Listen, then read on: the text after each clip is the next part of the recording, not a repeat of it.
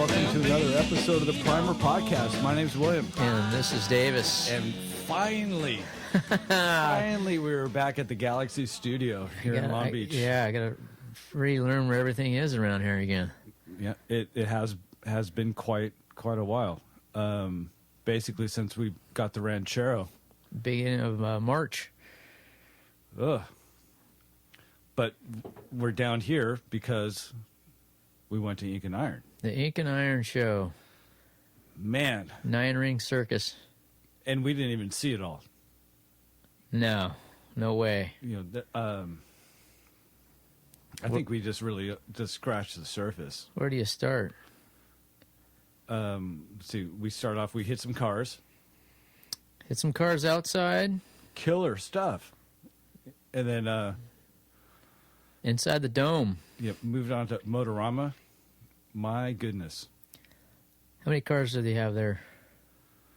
Probably 100. That'd be a good estimate. Good estimate, huh? But unbelievable cars under the dome. Beautiful cars. The only thing I wish is they had a little better lighting. Oh, for photos? Yeah. The convention center lighting was better. Oh, last year? Yeah. But beautiful cars nonetheless. Worth the money? I would say so. That's worth $40 to see. Oh, man. You take into account of all the other things that are going on there. We didn't even... Jeez. We didn't even hit the vendors. Very briefly, but I think there were more vendors this year than there were last year. For the Ink and Iron Show. Right. More vendors, more bands. I didn't see any boats this year. No I'm not boats. saying they weren't there. I'm just saying we didn't see them. No, I didn't see any boats. I didn't see any mention of any boats. But, geez, good way to fill the day.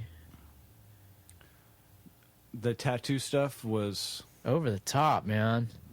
Okay, that's a good way to put it. Jeez, my God. Everybody from San Pedro to Japan. Australia. There was some guy from Australia. I can't remember. Somebody was from Amsterdam, I'm sure. There was guys doing it by hand, too. Yeah. I'm thinking next year. You got the itch, huh? I'm thinking next year, time for a little more ink. That would be a really good interview there. Mm-hmm. And I don't know how those guys were sitting there straight-faced, while they're getting their tattoos, chewing their gum. Hey, can I take a picture? Oh, yeah, no problem. Because I'll be the first to tell you, it's not comfortable,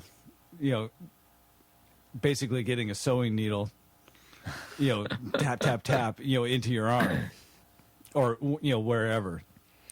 And yet they say once you start, it's hard to give it up. Oh, it's almost like it's like a taste or a smell. There's a certain smell to it that you're just like, oh, yeah, time for another one. But, like I told you, it's been 14 years since the last work I got done.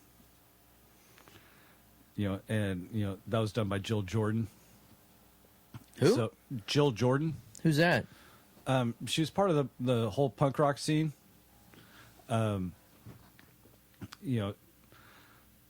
First name basis with like John Doe and Exene and them. Would she be out there today? No, not her scene. Or somebody from her shop? She doesn't have it. At least when I went to her, she didn't have a shop. You went to her apartment. Okay, that was my next. You basically interviewed with her to see if she would do you while you're sitting there with your green tea, right? And talk about. So it's kind of like a hairdresser, It's like they can rent a space in a shop, or they could just work at their house. Yeah, but with her, it's a totally different experience. As far as it's not going in and picking something off the wall. Oh, right. Yeah, I mean, she was total 100% custom. I think I told you the Knitters' first album. The Knitters? Yeah. You remember the Knitters? Right. Basically, John Doe, Exene, DJ, and is it Dave Alvin? I don't think so. Then the other Alvin. Okay, now I'm tortured on the name. I don't remember his brother's name. The guitar player. Not the singer, but the guitar player, Alvin. I don't remember his name. Dave Alvin. Okay. All right, then I got him backwards. Okay, which I do all the time. No, Dave Alvin's the singer. Who's the other one? I don't remember now. Fish, send us an email because I know you will. Mr. Music, there we go. Allmusic.com. All music. There you go. What is it? Okay, regardless, but they did the country stuff. If you look in the liner notes on that first album, that album was dedicated to Jill Jordan. Okay. Who I got, the majority of the work from. Okay. I think it was 14 years ago. All right.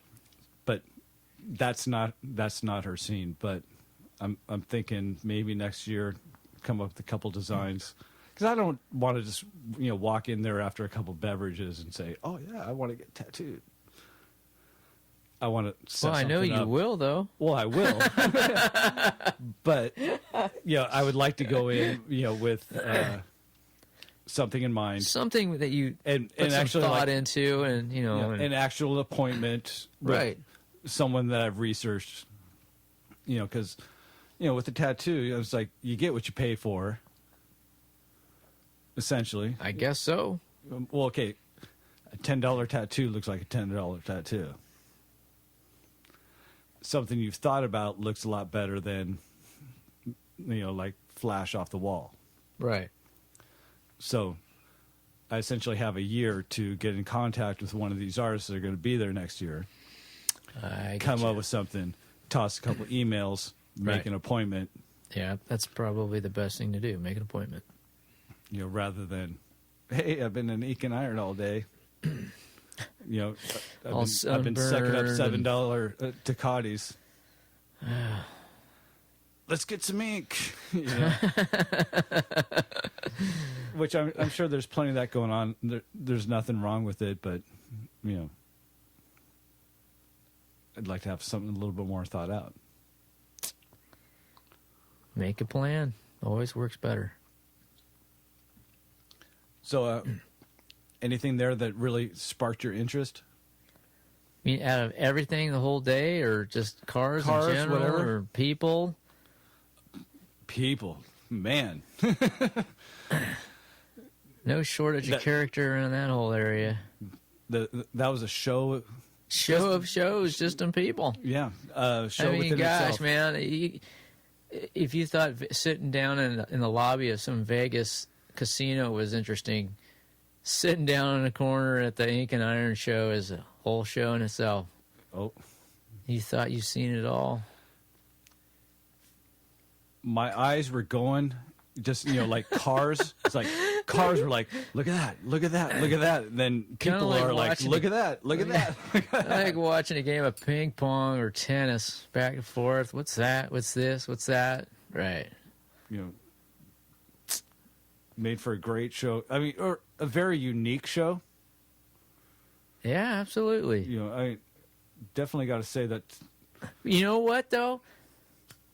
From the bus ride in, from our public transportation planning, which works out very well, $1.25.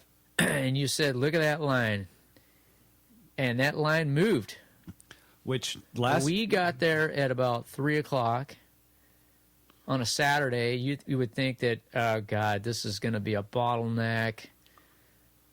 It moved. Which it didn't last year. But, this year, it's like Trey said, mainstream, get your ID check once, do your, scan your ticket, get your pat down, you're done. That's it. And it moved. And he was right. And this time, they split up the male and the female people into different lines because obviously females probably moved a little quicker.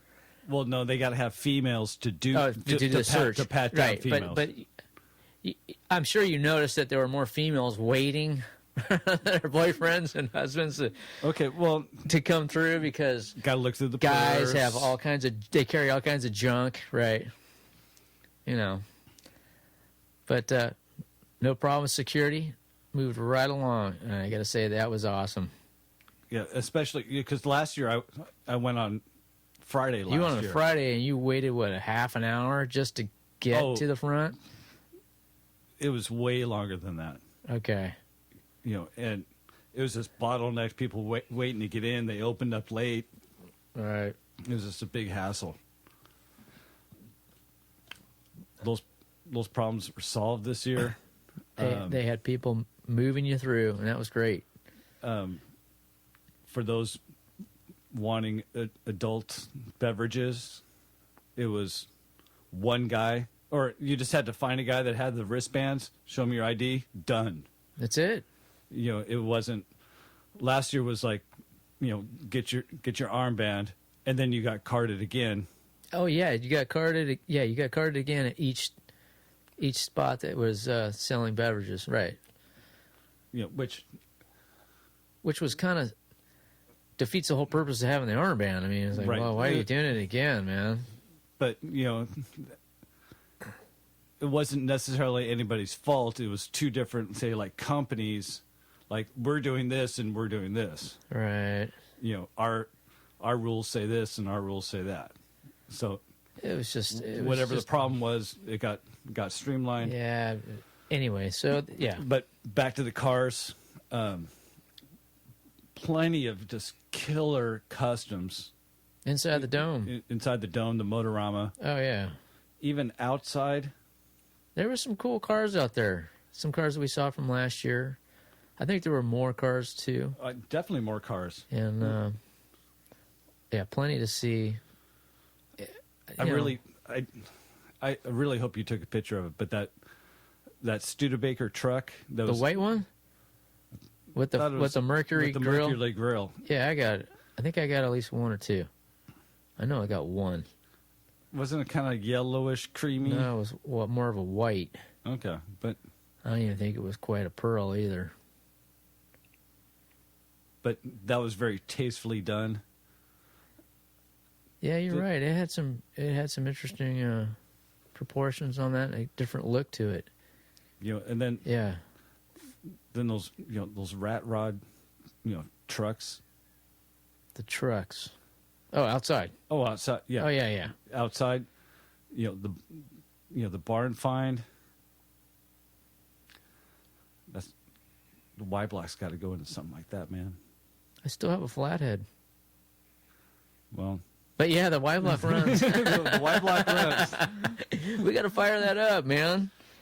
Maybe in the next 3 weeks after we get a little hole in some weekend and some time. So where are we at with the Ranchero? Ranchero, I picked up a brake line at O'Reilly, as you say, and I have to do some reflaring because I needed about a 42-inch line, and he only had about a 51. So you just can't bend it around? Do a loop-de-loop? Yeah. No, I don't think so, man. That's too hillbilly. I'll see what I can do, but I have a flare cutting kit. Okay, you do? Oh yeah, okay. It's still a pain, but I have one. I'll have to cut it. I won't cut it the right length. I'll cut it. Maybe an inch off from where it is now and practice. You got to practice a couple times. Get the tube cutter. Yeah. Oh yeah, I got that. The little thing that sandwiches in. 2-step process. Yeah. You got to make a mushroom out of it, and then you have to have it collapse in on itself, and then you hope that it comes out kind of centered. I think I've got one in there, but I think they're a pain. I always end up using a vise and to hold it because it starts to slip through the jaws of the cheap flaring clamp, But yeah, so I picked it up, and the guy said, "All right, you have a flaring tool?" Oh, yeah. Oh, you got one, huh? All right. Like, I've been down this road, buddy. And what about our fuel leak? I haven't got to that yet. Okay. That'll be this week for sure. I'm estimating probably about an hour to do it. I got to bust loose the inlet pipe from the gas cap where it meets the body, and then down at the bottom I'll loosen it up. But I got to make sure I kick the car up to the side so the gas doesn't leak out at the bottom of the gas tank. So. And then what's going on with the Mustang? Mustang brakes are fixed. I took it in. I took it to... that guy called me today. Left a message. What guy? The mechanic that fixed the Mustang. They're not open on weekends. But he called you. But he called me. I don't know why. And? Hey, man, I was on the Queen Mary on a ship looking at a bunch of people running around in a mosh pit. I wasn't about to call him back. Oh, okay. So I just thought it was kind of odd that he called. Kind of like a follow-up call if you're like check on your sick dog or something, you know. Hey, how's the old horse doing after the operation? But yeah, it's like, you guys aren't open Saturdays, or why are you calling me? So, Well, I hope nothing is wrong. Well, wouldn't I know that already? I've been driving the car now Okay. for 3 days. I even washed it this morning. All righty. So, yeah, that was kind of weird. Thanks for reminding me about that. But yeah, Don and Harold's over in Long Beach. I get there. The point that the thing that pissed me off though was the fact that I made an appointment for 7:30 in the morning, and I didn't get to my car until 3 o'clock that afternoon. Really? Yeah. What's the point of that? Were you waiting there the whole time? No. I dropped the car off and rode my bike home. Okay. But, you know, I made the appointment like 3 days in advance. Told them what the scoop was, you know. Oh, yeah, sure. We'll be right on it. But they did call me. They did call me during the day to let me know what was up, and they were behind. So, well, most okay. people don't do that.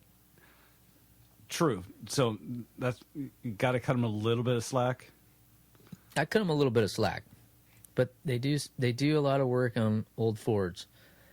They had a 65 Mustang, a 66 Mustang, a 68 Mustang there, and I think it was a 1929 5-window sedan. I think it was all stock. 5-window? Yeah. So how many windows does it actually have? 6. Okay. And I think they had like a 64 Thunderbird convertible was there too. So, and the guy, the owner, he told me he had get this, he had a 1967 fastback GT. I think it was a GTA with a 428. California car. Whoa. All right, I'll take that back. I don't remember if it was a California car. He got it from a guy who worked at Ford. GTA? GT automatic. Okay, a GT or GTA, GTX? GTA is GT automatic. Okay. But what was different about this car was that it came from a Ford executive who had a special request or an option for a 428, which didn't come out until 68. So he got this 428, which is I'd say towards the late end of 67, put into a 67 body style fastback Mustang. So, and he sold that car, I think, what did he say, about 14, 15 years ago? I think for like $8,000 or something. Maybe it was 10. I think he sold it for 10. How much would it? But it was a fully documented car. Right. how much would it like? Oh, that's the That's probably a engine $40,000 car now, easy. I mean, just for A fully documented 428 and a 67 Mustang is like, it was like a one of one. You know, and how did that even fit in there? it's the same dimensions as a 390. Did they put 390s in Mustangs? 390s, yes. You could get it in a coupe or a fastback. Okay, well then it would be crammed in there like your Ranchero. You know, Essentially the same thing. Because you got but even worse because of the well, you got the shock towers coming up. right. But it's just as bad. Yeah, there's no room. There's nothing in there. You couldn't put an idea in there. But imagine it's got a scoot. Oh, that thing. He said that thing hauled. Super light car with a 428. Yeah. I had a friend in high school who had one with a coupe. Had a 390. Well, not a 428. It was a 390. Yeah, we used to spin some tires on that. I almost bought that car. Huh? Yeah, I almost bought it. $1,200. Why didn't you? I didn't have the room. Oh, okay. I take that back. It didn't run. Okay. He took it apart. Oh. Like, took it all apart. The whole front end was apart. If it ran, I probably would have taken it. It was red with a black vinyl top. And again, hindsight 2020. But nothing kills me more than the 67 fastback I thought about buying when I was in college for $1,200, $289. Somebody posted an ad in the university newspaper, $1,200 for the Union. I don't remember one of those. Yeah, $1,200. I held on to that paper for like a week. So I said, "Oh my God, yeah, that's just no career goals of any kind. It's, but it ran, so." Which says more than Hey, some of the projects we've taken on. Yeah, everything I buy, it doesn't run. It's too good. If it doesn't run, it's $200. I would have bought it. Right? Well, needs help. There was that what was it, 68? 68 what? Mustang, that fastback, back when you were on Vista. No, that was a coupe. That one didn't run either. I know. $432. Yeah, it didn't run, and all the ignition wires were off by one because someone didn't know how to time it right. That's right. Pulled the distributor, rotated it, set the timing, and it fired right up. Well, I figured that out because that's what the hillbilly did on my truck. Right. I was I've seen this before. We had flames coming out of the carburetor on that one. I remember that. Good times. Yeah, hillbilly. Oh yeah, the 59. Your hillbilly, yeah, your truck. Yeah, let me renumber the distributor with some scratch marks.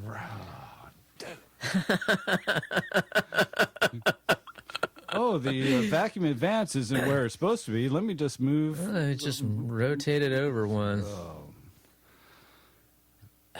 Rather than, never mind. There you go. Speaking of hillbillies. What's up, hillbilly? Well, I told you I found the leak in my truck. Which leak?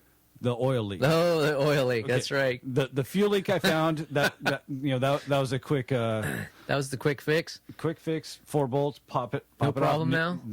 Oh, fires right up. Good. But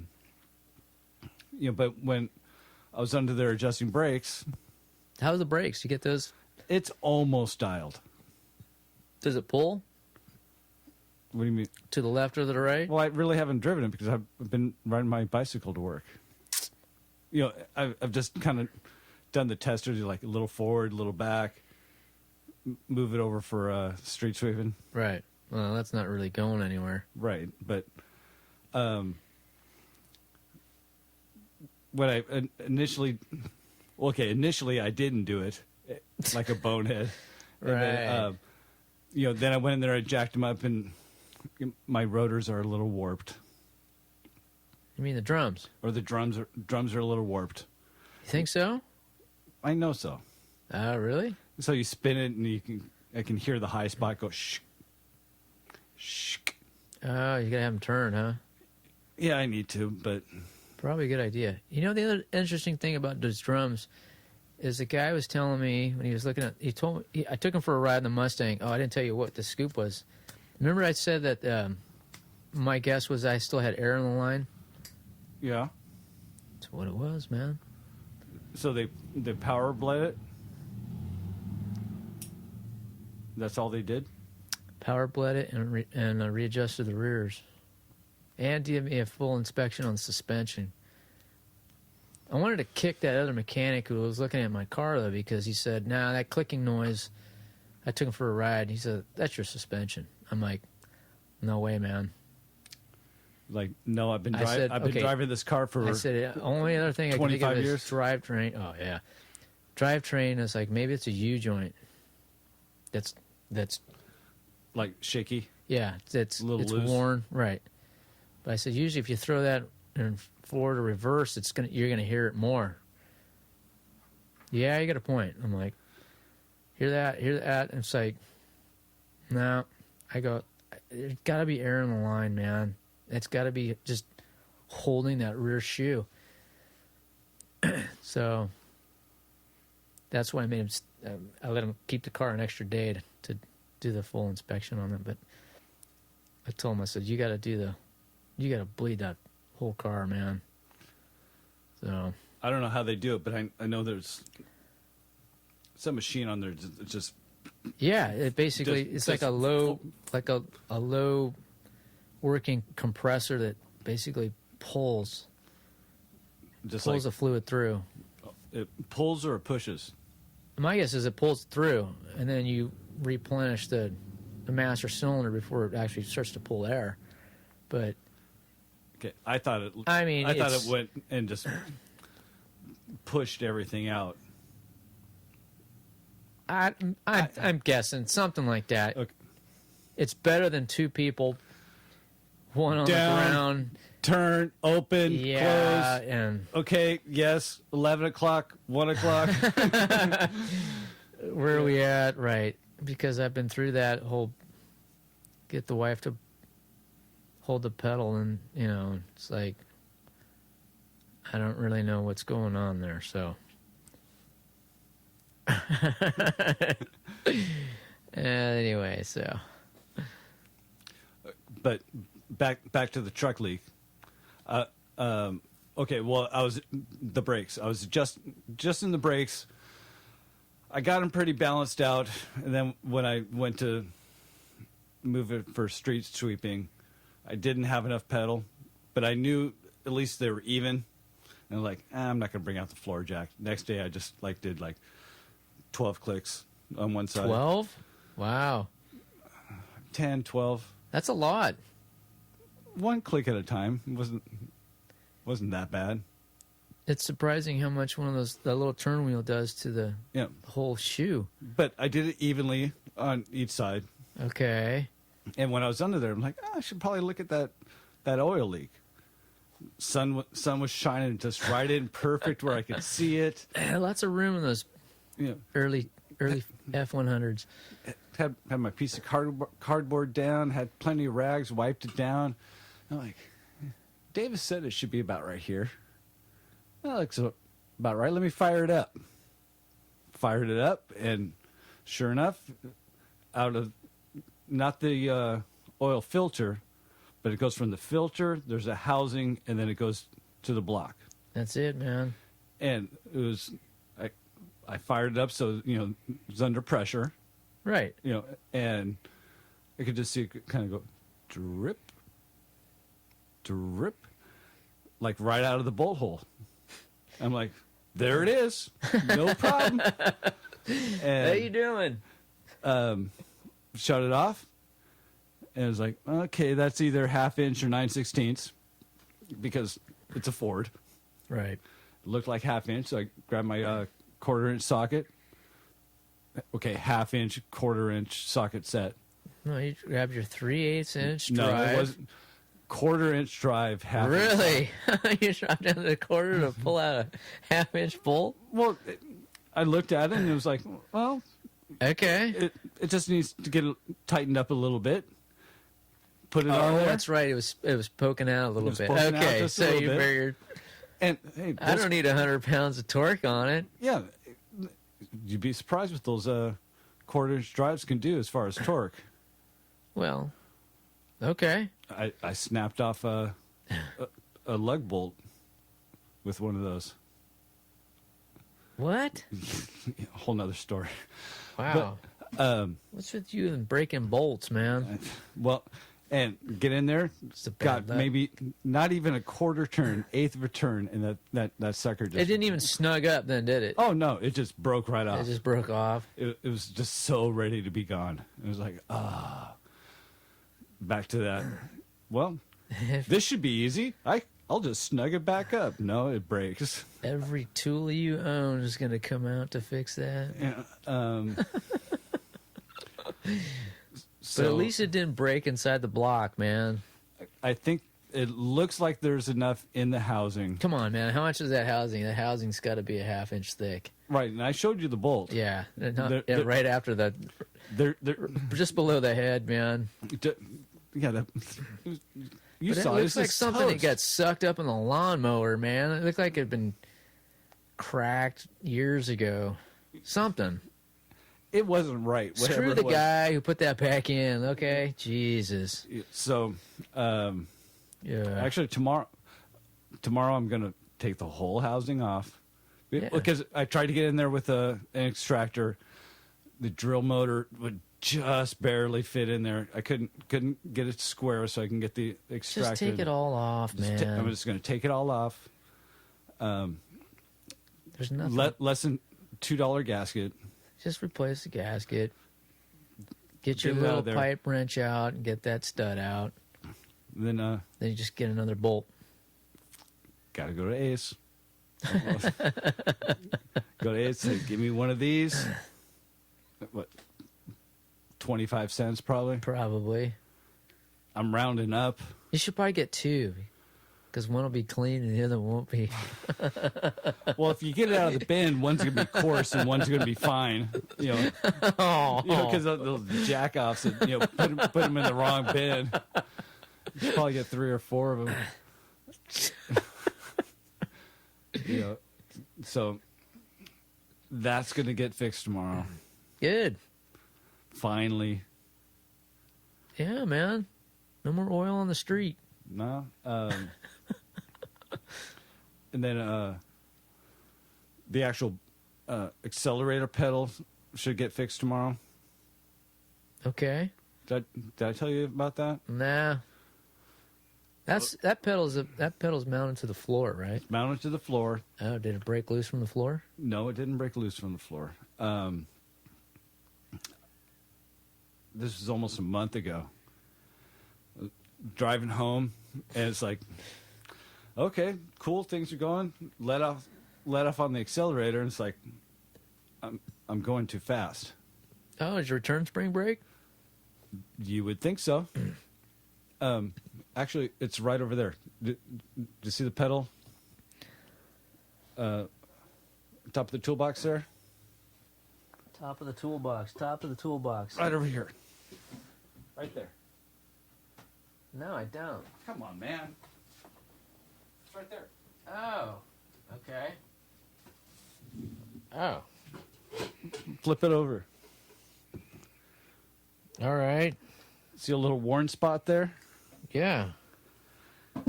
So essentially after, This thing looks brand new.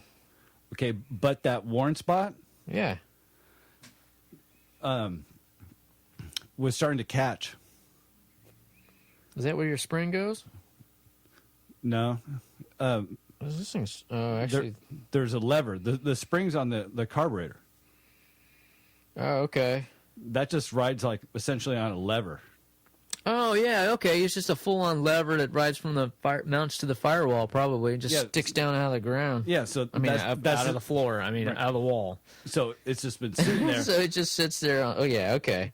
And be driving home and let off, and it's like, Oh, it's sticking in there. right. So what are you gonna do? I bought a new one.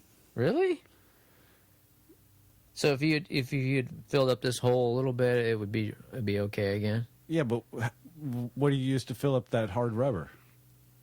I could take it home and weld it, and then I'd burn up all this rubber, and it'd stink, and it'd start a fire.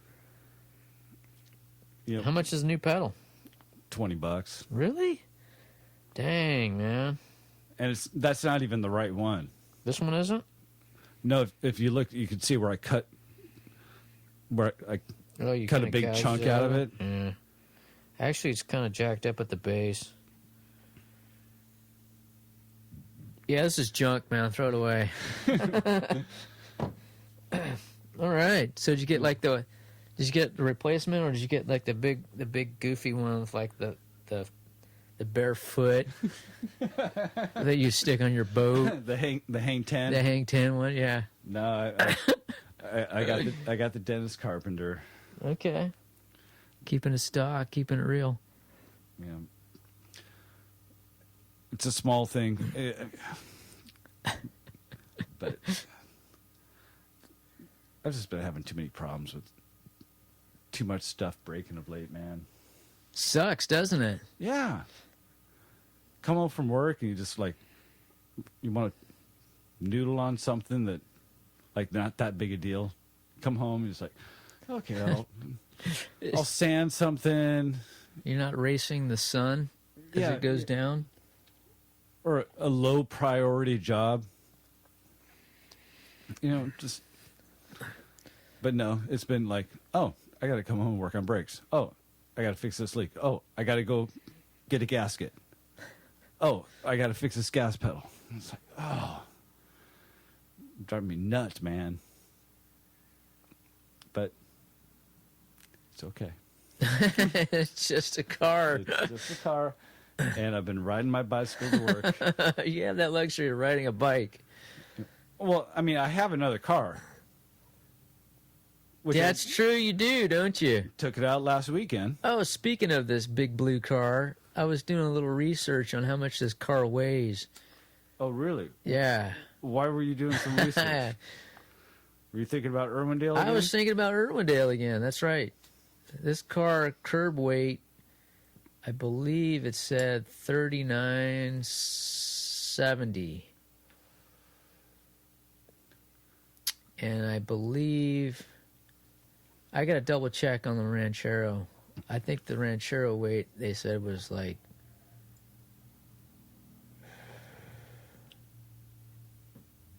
maybe just 3,900.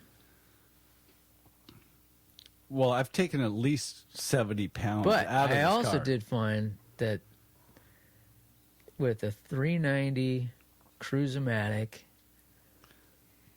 FMX. Galaxy 500, The Cruise-Matic changed to FMX.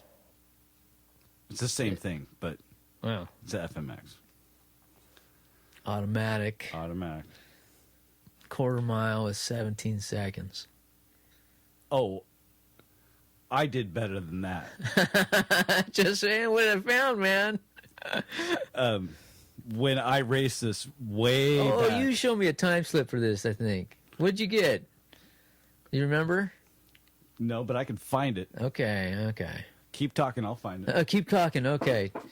Better than 17 seconds, huh? I think it was like a 17 seconds at about 100 and... Should be in this notebook. About 110. Was it 110? I don't know. I think it was that high. No, I didn't get that high. I think it may have been about 98. Top speed, they said, for this car was 120. I've gone 120 in this car. Well, okay. Then that's your top speed. Okay, well, that's when I backed it off and said, okay, I'm going straight, and there's some turns coming. You got 120 in this car? Yeah. Wow.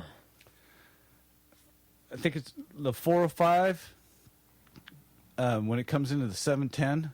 Hey, they finally finished that stupid ramp. Okay, but I was coming home from L.A. It was like 2:00 at night Of course. or something. It was just like, That's when the NASCAR happens out on the freeways, man. you know, and it's like, Why go circle track when you get on the freeway? right? Well, I hear the fire trucks all the time, man. I just started going, Go hit the on-ramp by my Going. house. Yeah, I know what's going on. and it was like, oh, just watch that speedometer just start going. It got up to about 120. It's like, okay, Car I gotta starts. stop. It has a different feel to it, doesn't it? Well, when you're driving a big car, you know, it's like it's going straight. Does it start floating? Yeah, it was a little floaty. You can feel that. You can feel that steering and things have a different feel to it. Kind of like Like I'm more- glad there's no other cars on the road more touchy, right? in case something happens. Okay, time slips weren't in there. All right, so we'll look a little later for your time slip on that, right? That was over here in Terminal Island back in 1994, right? 93 maybe, 92. I was close. Okay, I bought the car in 93, All right. 513. There's the actual check, 1,600 back in Wow. 93. I paid $1,200 for my piece of junk. No comment. New comment. Okay. Hey, at least you have paint. Well, that's what I'm saying. Okay, here's the time slips. Ooh, look at this. Okay. Granted, I never raced before. Right. These were the only two passes I've ever done. So, Okay. reaction time Sucks. sucks because you're like, Do you have your reaction time on there? Probably not. oh yeah, Oh, do you? reaction time 1.5, 40. 1.5. Like a professional is like with 4,000 a second. Well, for the very, I'd say you make 6,000 a second. 1.4. well, Hey man, what's that guy doing over there? well, yeah, it's like you know, you stage and you're like, okay, what are those lights? And it's like bling, bling, bling, green, and then you hear the guy next to you start. So she's already taken off, man. Oh, I guess I gotta go. I gotta go. So 1.4. Wow. And what'd you pull off? okay, the first one was 154. The second one was 149.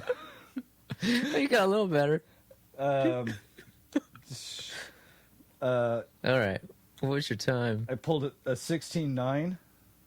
Oh, that's wait for the first one. Yeah, a 16.7. Got up to about 82. Okay, so even with that crappy reaction time, that's under 17. right. When I get some 5.5 gears in this thing, Ooh. different story. Okay. If I can get that, if I can dial in my reaction time, like a full second. Wow, man. Yeah, full second. Hey, well, there's always room for improvement, right? Yeah, it was the Brotherhood Raceway Park, Terminal Island. Ooh, 1995. So. Now this car came with a 4-barrel, right? No, 2-barrel. Oh, oh, really? Stock, it's a 2-barrel. Big old cast iron thing. Is that what you raced it with a 2-barrel? No, I might have just put a carburetor on there. I think I was still running. So you're running a 2-barrel? No, I think I was running a 4-barrel with probably 4-barrel and an intake, and that was probably about it. So you had an aluminum intake on this before? Oh. Okay, so you bought the car, it had a 2-barrel, you swapped it out for an aluminum 4-barrel with a 4-barrel carburetor. Yeah. Okay, the Holly double pumper. Yep. Okay. 650 Right.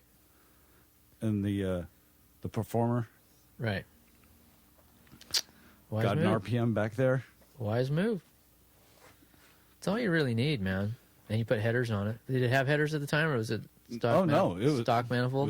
It was stock because when I got it, you still had to smog it. Oh, I remember those. Yeah, right about then it So when kicked over.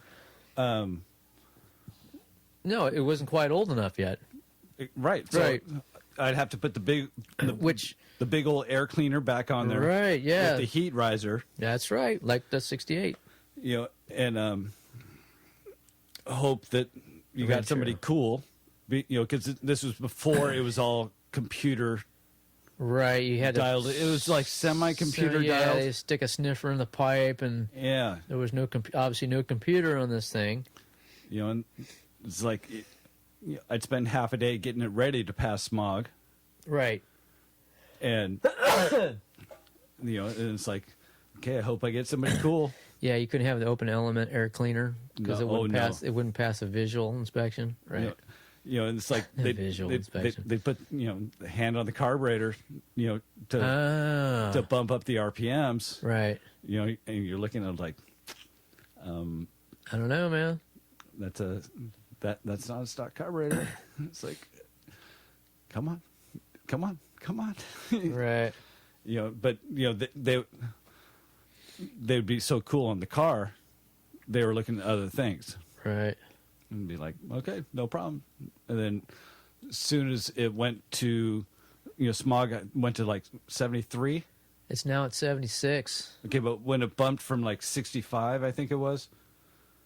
I think Or whatever it was. 73. Okay, but when it bumped up to where I didn't have to. Right, 73 or 25 years old or something. I forget what it was. But that's when it was like, That's okay, it. I'm done with smog. Done with smog. Same here. Time for headers. Show me open the way. element. Yeah. It was like, I still have the stuff back there. Oh, yeah, don't get rid of it. But, but it was like, give me those hooker headers, custom exhaust. Let's go. Let's open it up. There you go, man. And I've been, and again with the gears, I'm sure I could find the email in here from way back in like Galaxy forums from like 96, 97. Me asking like what gear should I put in here? 3.5s, kind of where it's going to be at. So back to the whole point. When you started talking about weight, I want to find out how much my Ranchero weighs. I got to find out. It's going to be quicker than this thing, dude. it could be. It could be. It's got to be. It's got to be. Okay, weight-wise, man. But my point is, you don't have the weight where it needs to be because you got nothing on the back end. This is true. So, like, if you stomp on it, I got enough junk in my trunk. exactly, you're just going to start spinning. You're going to be spinning those wheels and going nowhere. And let's see, you got 325 gears back there. I think they're three and a quarter. Where I think so. I'm real. If those numbers are what you say they are, I think so. then that's only a 70-pound difference. Yeah. And I've ripped at least 70 pounds out of this engine. I've ripped about 70 pounds off my engine, too, so. Okay, well, I got rid of all that air conditioning, Yeah. all that. Oh, that's right. You had AC, huh? Uh-huh. Oh, too bad. It didn't work, and at the time, you can't find the parts to make it work. Same thing with the heater.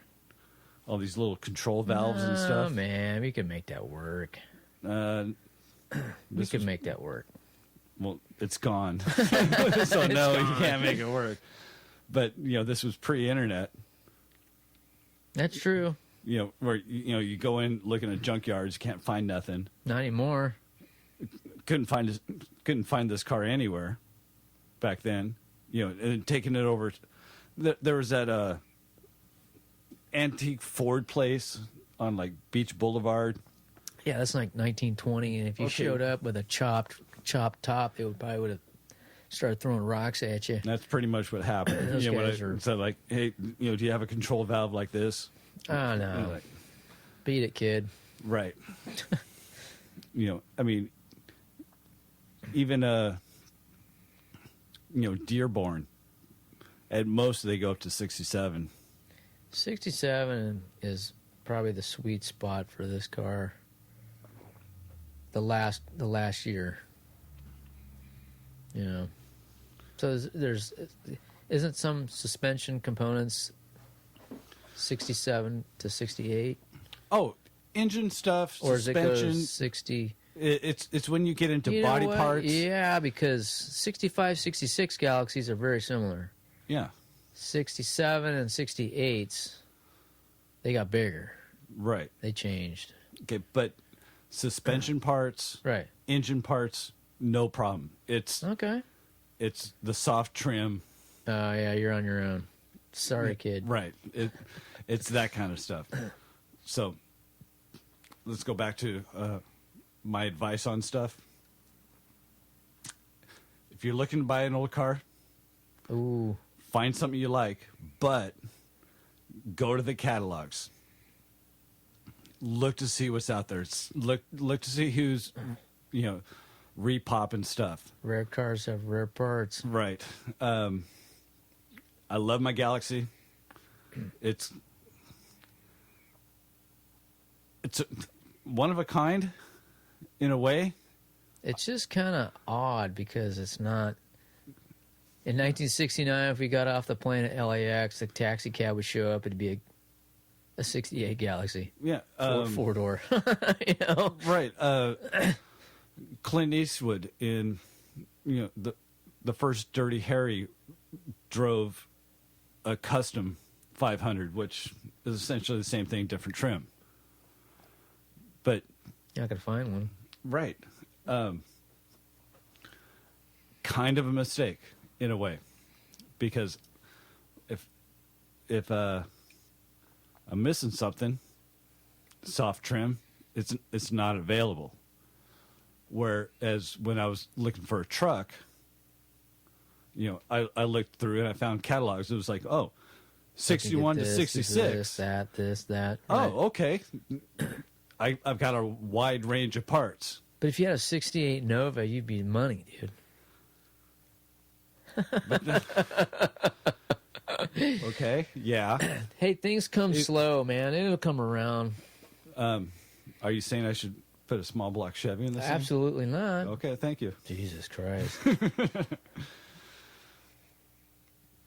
Okay, but, yeah. Hey, but, 67 Ranchero or Fairlane parts, non-existent when I got that car. And now I can order stuff, but not cheap, man. No, because you're the 68 Ranchero, not cheap. Because you're paying for that first run. You can get those things now, but 10 years ago, no. Nothing. So. Or if it was super expensive because it was, okay, we made the cast, and now you're going to pay for it. Oh, of course. I mean, but it'll pay itself off. Well, depending on how many orders, right. But the package tray back there in the Galaxy. Yeah. Someone put holes back there, for 6x9 speakers. Oh yeah, I always love that. Right. Good old 80s, early 90s. Ah, big speakers. Well, be loud and proud, man. Well, when I got the car, it's like, that's got to go. You can't order up a new package tray for that thing. Was it like a masonite board, or was it upholstered? No, it was like that masonite stuff. Oh, really? Yeah. Yeah, make your own. well, I went to the fabric store. Oh, you made your own? Yeah, I just covered you did. covered it up. I mean, if you look close enough, you can probably see those holes. But I mean, it's like that's what you had to do. I still don't think I can order up a package tray Probably not. for that. No. You know, No. So back to my advice: if you're getting into something old, which I strongly recommend, but check your catalogs. Look for your parts. You know, What's available? the one-off years are great, but there's something to be said for, something that's got a range. Where you need a door panel or some piece of soft trim or something like that, where it's like you can pull it off, from like 3 or 4 year range. Otherwise, you're going to an upholstery shop, and the guy's going to do the best he can, but you're going to pay for that. Yeah. So, good advice. And back again, I think it was a few episodes ago. Another piece of advice was, whatever your last tool was, leave the setup, because when I made your cabinet doors, I got a little sloppy and missed a couple dimensions missed a couple passes on the router table. Spent more time pulling the car out, setting up the router table than it actually took to run a couple passes. What'd you make? 9 passes. So now we're good for hinges. There we go. Get back in my kitchen, man. This week. I got the weenie roller. I'm in business, man. Those hot dog rollers are golden, man. I get it. Just got to start moving. No. Speaking of moving, we got an email from Piero. Oh, that's right. Piero De Luca from the Mad Fabricator Society. He's working on a new video. Which we interviewed, I'm guessing somewhere in the 30s. Man, it's somewhere back in November. Episode something 29 maybe. Probably. When what was it? The sixth one came out? Mad Fabricator 6, right. Okay, but he's working on Mad Fabricators Society number 7. Yep. And he's got a ton of content. Went down to the Austin Car Show. I guess that was about a month ago. Had some pretty cool stuff, and he's working on a new project, and he's trying to get some funds together. So he became affiliated with Indiegogo. That sounds right. Right. So he's trying to get some money together for his project, and he's looking for sponsors. So, Do you want to give me something out of that fridge back there? sure. So it's indiegogo.com/madfabricator. You can donate on different levels, and you get different perks. Hanging up. Oh. Perks from like getting the DVD, getting a patch for $350. If I had $350, I'd totally hit him up on this. You get like the cruise of SoCal, all the different shops, T-shirts, but essentially it's raising funds to be able to produce the Mad Fabricator Society video number 7. Sounds right. Great idea. We're gonna toss some change. Sure. Kind of like a T-shirt. Keep the ball rolling, man. Got to give to the arts. We did see him. We saw him at Antique Nationals. Antique Nationals. He was last week. shooting some video. Yep. He was there today. We just missed him. Right. So much going on. It's hard enough to track down.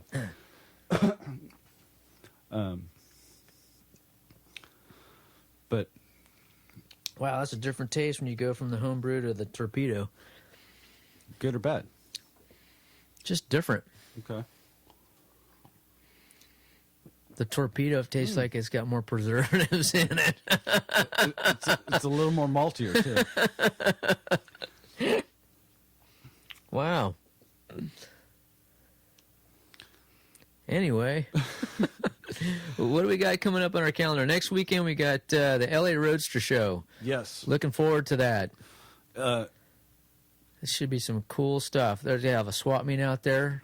did we get a confirmation if Garretero's coming? I out have there not or heard anything from Bill Garretero as of yet, but Bill that'd be great. Garretero Photography. Garretero Blogspot, yes. Okay. Check out his stuff. He Arizona does the Viva Las Vegas show and whatever else is going on out there in the desert. He is on Facebook, but because of his name, because it's Bill Garrett, Right, and then in parentheses Garretero, right. the whole search feature kind of gets a little wacky. Oh, okay. So, when you search, you got to throw in photography or something in there All right. to narrow it down. On Facebook, What's if you your point hit here? Bill Garrett, you get tons of them. Right. So you got to narrow your Garretero. search. You hit Garretero, you'll get it. Right. Hit him up on Facebook. He has some good stuff going. So is he coming down or no? I don't know yet. He was coming down this weekend for something. I don't know. I haven't got any response from him on anything, man. No, I saw that he was. Okay, then you know more than I do because as of There was some other show today that he was at least thinking about coming down to. I didn't catch that email. Okay. Sorry. So he may or may not be there next Okay. weekend.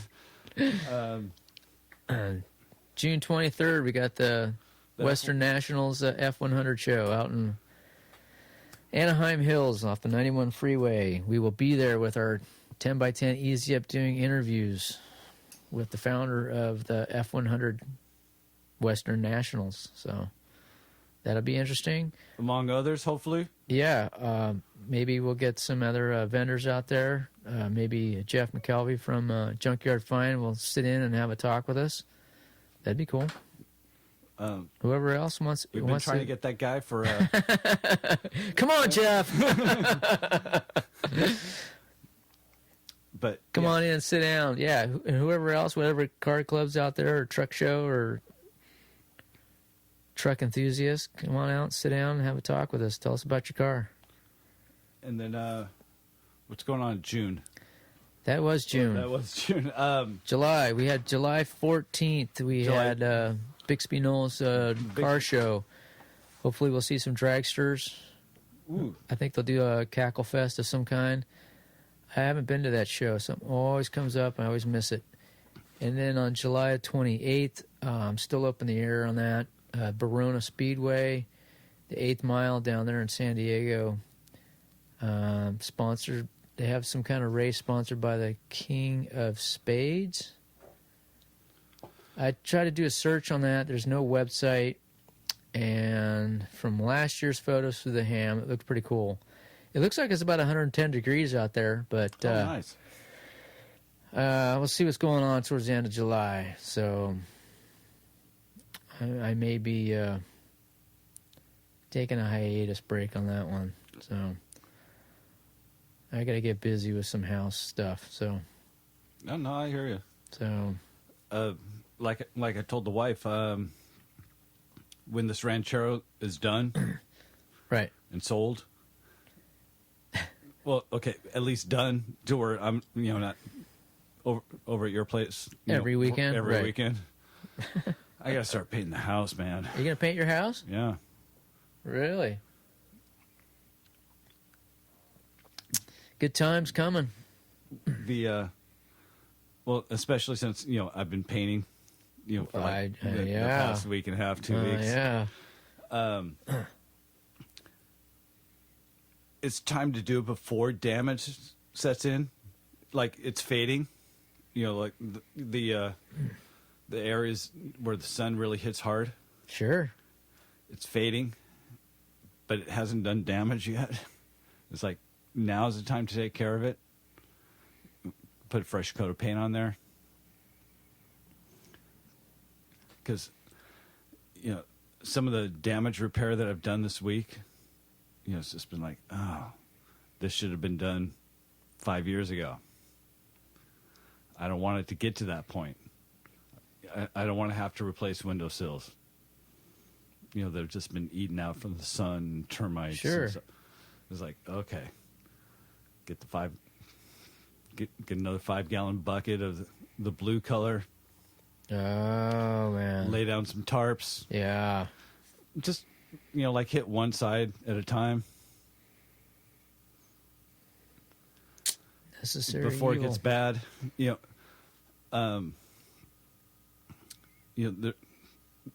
There's minimal caulking that needs to get done. There's a couple places it might have pulled up or something like that, but it's still in pretty good shape. Just a quick sand, just to scuff it. Hit it with the hose. Just get out there with a brush. You need some hands, don't you? Needs, yeah. I need some hands and I need some time, man. But because I still want to, tear apart that back bedroom and bathroom that was done in the 40s. Are you gonna tear that apart? Oh yeah. Wow. It's 1/4-inch plywood for the walls, man. That's got to go. That's unacceptable. Unacceptable. The stamp has been placed on that one. Just, He's rolled out the red tape. Unapproved. that's got to come out. And at least some 3/4-inch drywall. And do it right. Oh boy. And in that bathroom, that 3/4 bath. Yeah. I think I'm just gonna replumb that whole thing. The shower is made out of wood. I haven't seen it in years, so I don't know. It's all framed out in wood. The shower is wood, which we don't use. Yeah. Because it's kind of like that. You only got so many showers in there before it really falls apart. We don't have 5 people living here. I don't need it. Okay, so the door going in from the bedroom into the shower is about. All right. So you can fit it. What do you got against short people? What are you saying, man? Well, I'm Come on. I'm saying the entryway. I had to look at a lot short. of tall women today, boy. I got to tell you. I'm saying if I don't duck down, I hit my head on that header there. Okay, Shaquille. Well, no, but it's because it was done wrong. So I want to rip that wall out. I want to rehang that door, frame it out the right way. So at some point. So a whole lot of wrong came from somebody else. Which, Man. Okay, I'm going to swing it back around to some advice. I'm going to make this right, and I'm going to put this on my resume. No, when we were going through refis,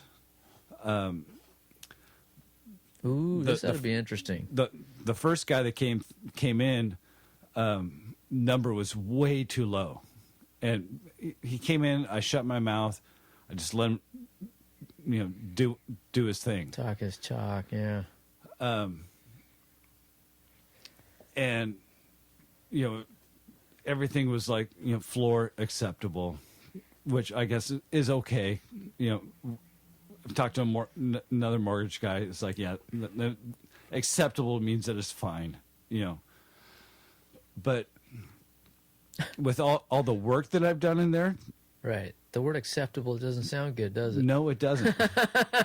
Because I tore all out the. I could somehow understand that, man. I tore out all the unacceptable stuff and made it look like it was supposed to be there. From like 1920.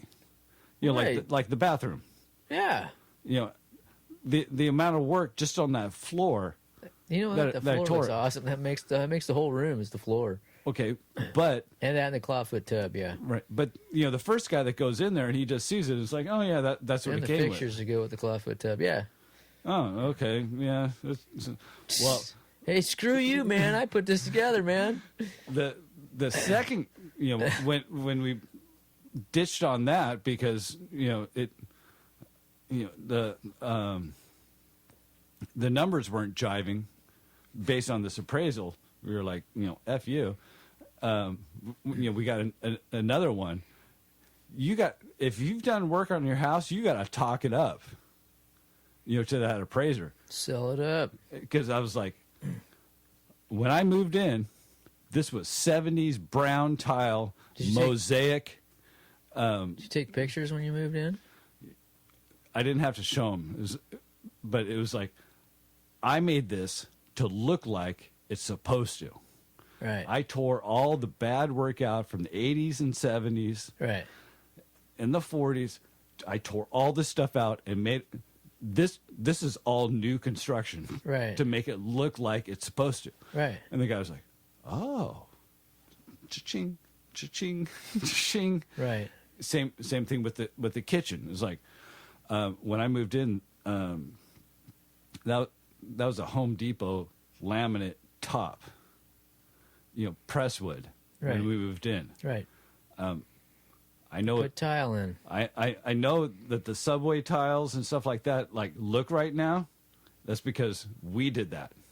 But you see, a good eye would tell you if it was original tile, it wouldn't be as shiny on top because it would have been worn away.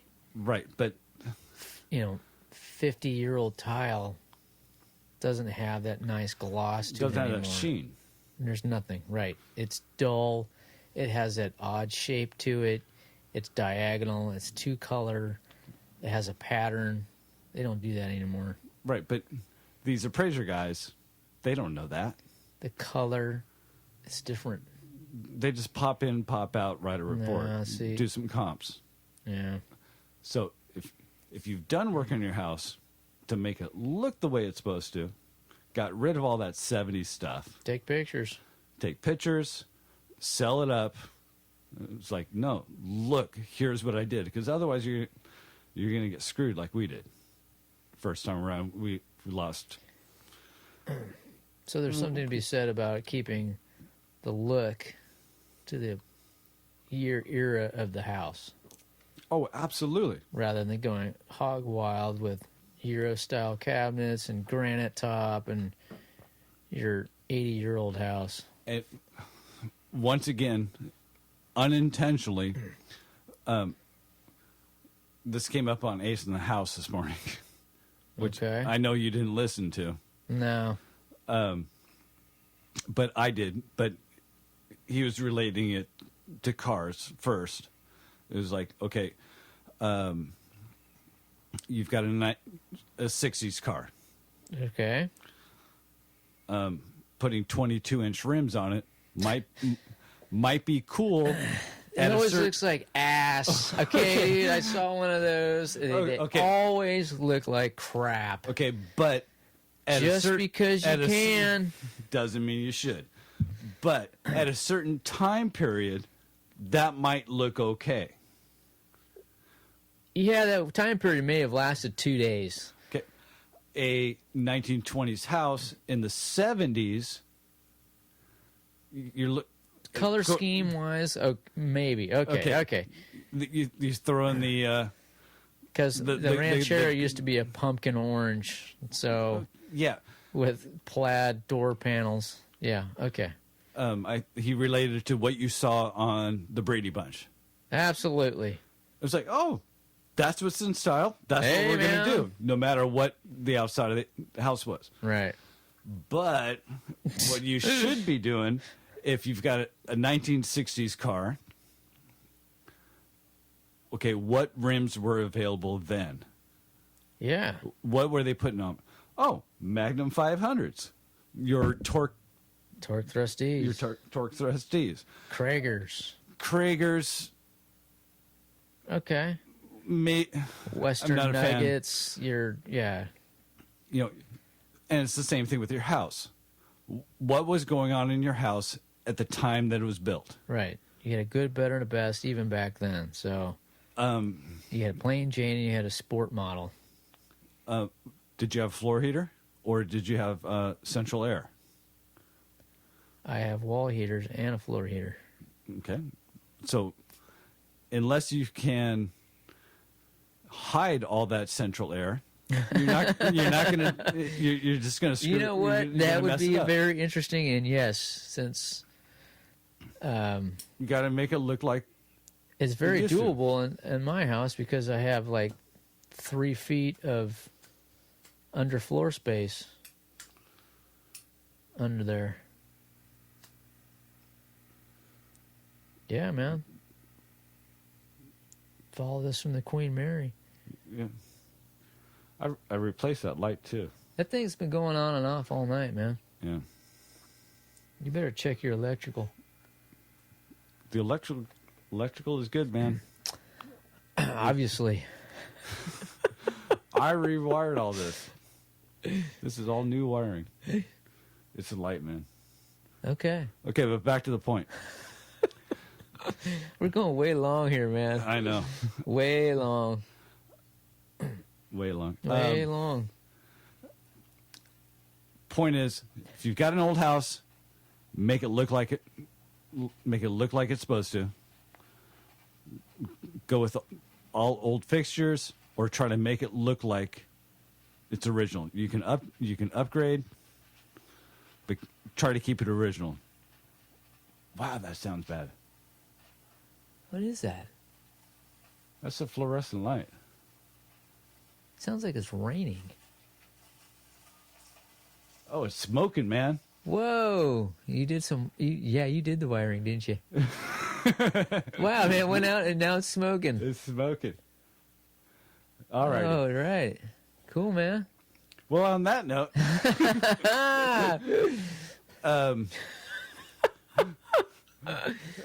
check out the pictures on... We got 300 plus photos and video. Little pole dancing going on there, the Sin Alley. So you ever think you're going to not find anything in Sin Alley, you will here. So hit us up on Facebook. I finally kind of figured out what a timeline is. All right.